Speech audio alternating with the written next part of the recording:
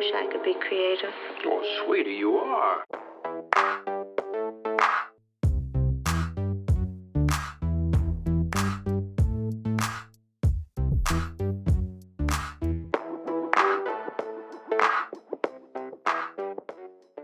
Allô toi, j'espère que tu vas bien. Bienvenue dans cette vidéo-ci qui fait partie d'une série de vidéos pour réaliser nos projets créatifs. Puis cette vidéo-ci, elle va parler de notre critique intérieure, notre saboteur intérieur, notre inner bully. Plusieurs façons de le décrire. Je t'encourage à aller faire un petit breuvage, comme j'ai fait, un petit thé café, comme tu préfères, à te mettre vraiment confortable, puis reviens jaser. Cheers! Premier café de la journée, là. Donc, notre critique intérieure, à quoi on réfère, là? On réfère à la petite voix fatigante, là, la voix qui revient des fois nous dire des choses comme que ce qu'on fait, c'est jamais assez, que c'est jamais assez bien, qu'on va pas réussir, qu'on n'a pas de talent. Elle peut dire vraiment plein de choses dans ce genre-là, puis on dirait que on y croit, tu sais. Habituellement, cette petite voix-là, on essaye de la taire, on essaye de pas l'écouter puis de pas s'en préoccuper. Mais aujourd'hui, ce que je vous propose, c'est vraiment l'inverse. En fait, c'est pour une fois d'écouter qu'est-ce qu'elle a à dire, de recevoir ce qu'elle a à dire. Puis après ça, ça va nous permettre en fait de voir plus clairement cette voix-là comme une autre entité que nous, mettons. Puis après ça, ça permet de prendre de la distance avec elle. Vous allez déjà être capable de vaincre une partie des obstacles à la créativité. C'est sûr que dans votre projet créatif, là, dans votre vie, il y a plusieurs obstacles qui vont venir sur votre chemin, mais il y a beaucoup d'obstacles qui, malheureusement, proviennent de nous-mêmes. On est tellement bon pour se mettre nous-mêmes des bâtons dans les roues, puis nous-mêmes s'empêcher de faire des choses. Puis, c'est pour ça que déjà d'en prendre conscience, c'est ça, c'est un bon pas en avant, c'est une bonne affaire de fête, ouais. Donc, là, ce qu'on va faire, c'est qu'on va faire l'exercice. Je vais vous proposer un exercice qui, personnellement, m'a bien aidé. C'est tiré du livre Le Journal créatif d'Anne-Marie Jobin. Fait qu'il y a plein d'exercices dans ce genre-là, là-dedans, puis j'aime vraiment ça. Si vous aimez ça, je pourrais vous en partager d'autres aussi. Donc, l'exercice consiste à dessiner cette petite voix critique dans notre tête. Le but, c'est de prendre conscience de ces pensées-là qui nous habitent, de les mettre sur papier, de les mettre en concret, de mettre justement un visage, une forme, une image sur ces petites voix-là qu'on a dans notre tête. Puis ça permet comme ça de prendre la distance parce qu'au lieu de sentir les pensées venir dans notre tête, qu'on n'est pas bon, que c'est pas correct, que c'est pas bien, puis d'y croire, mais ça aide, on dirait, de le voir comme si c'était quelqu'un d'autre qui nous disait ça. Quelqu'un à qui on peut choisir d'écouter ou pas. On peut choisir d'y répondre ou pas. Puis on va lui donner la place puis l'espace qu'on veut lui donner. Donc, avec une feuille de papier, un crayon, commencez à imaginer, dessiner votre inner bully. Vous pouvez écrire qu'est-ce qu'il vous dirait. Pour une fois, prenez le temps d'écouter qu'est-ce qu'il dit. Puis de vraiment tout noter. Puis peut-être que quand vous allez dessiner, votre bully va vous parler en même temps en vous disant « Non, c'est pas comme ça. Non, c'est pas bien dessiné. C'est pas comme ça que ça devrait être. » Mais c'est parfait. Écrivez qu'est-ce qu'il vous dit. Ça vous donne encore plus de matériel puis vous êtes comme en contact direct avec lui. Ce qu'il vous dit, là, ce personnage-là, c'est pas la vérité. C'est ça qu'il faut comprendre, c'est que c'est pas vrai tout ce qu'il dit. Ok, j'ai écrit quelque chose. Quand on entend la voix du inner bully, on a tendance à croire ce qu'elle nous dit puis à pas vouloir l'entendre. Mais là, ce qu'on veut faire, c'est l'inverse. Donc, on veut entendre ce que la voix nous dit, mais on veut pas la croire sur parole. Moi, j'ai bien aimé, personnellement, faire l'exercice puis de prendre le temps de faire ça. J'ai même poussé, après ça, l'exercice encore plus loin. Je me suis mis à faire des vidéos sur Instagram, Reels, avec mon inner bully. C'est vraiment le fun de faire ça. C'est pas pour vous dire nécessairement de faire ça, là, de vous déguiser en votre saboteur intérieur, puis de... c'est pas pour ça. Mais je trouve que c'était comme de pousser l'exercice à un autre niveau, puis j'ai vraiment vu à quel point c'était bien.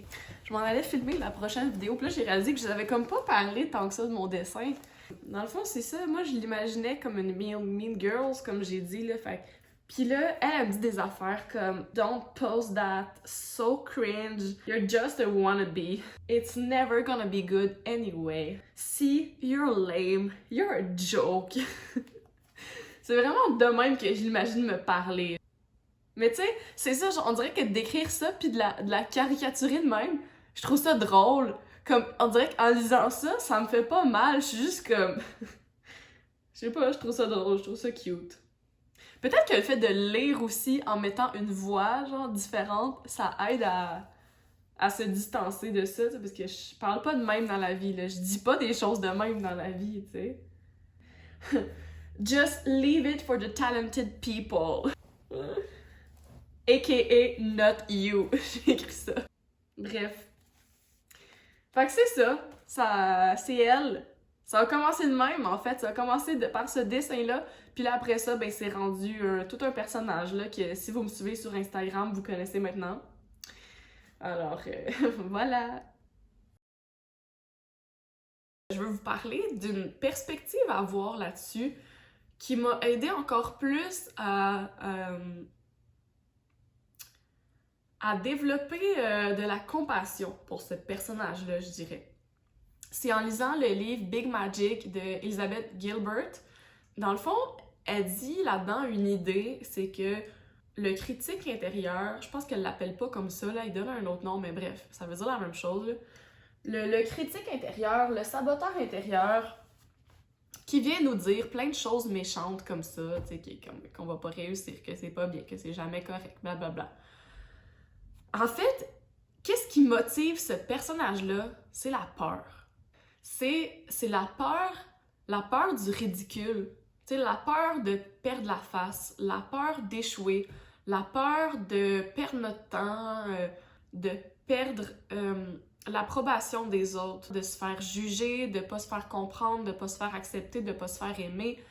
C'est toutes ces peurs-là qui motivent le personnage, terrifié de tout ça, genre terrifié qu'on se fasse juger, qu'on ait honte, qu'on perde la face, qu'on perde notre temps, qu'on perde notre famille, nos amis, tout ça. Ben, ce qu'il trouve à faire, c'est d'essayer de nous empêcher de faire ce qu'on fait, genre nous empêcher de créer, d'être libre, de faire ce qu'on veut, d'être nous-mêmes, etc., etc. La peur, c'est une émotion qui est super utile. C'est une émotion qu'on a besoin d'avoir dans notre vie. C'est ça qui va nous avertir d'un danger. C'est ça qui va nous permettre de réagir puis de sauver notre vie, en cas de danger. Mais dans ce cas-ci, la peur est pas nécessaire. Je sais pas vous, qu'est-ce que ça vous fait d'entendre ça, mais moi, ça m'a permis d'avoir une compassion envers ce personnage-là puis de me dire « Ah, tu sais, il est pas juste méchant pour être méchant, tu sais. » C'est parce qu'il a peur pour moi. T'sais, il veut pas que je me fasse rejeter, que je me fasse détester, que je me retrouve toute seule, puis que je gâche ma vie, tu sais.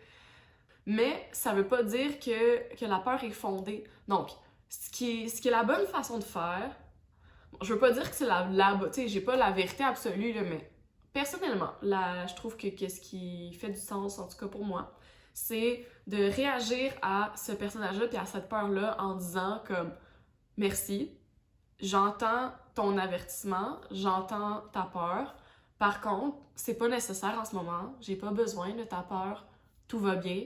Je suis pas en danger.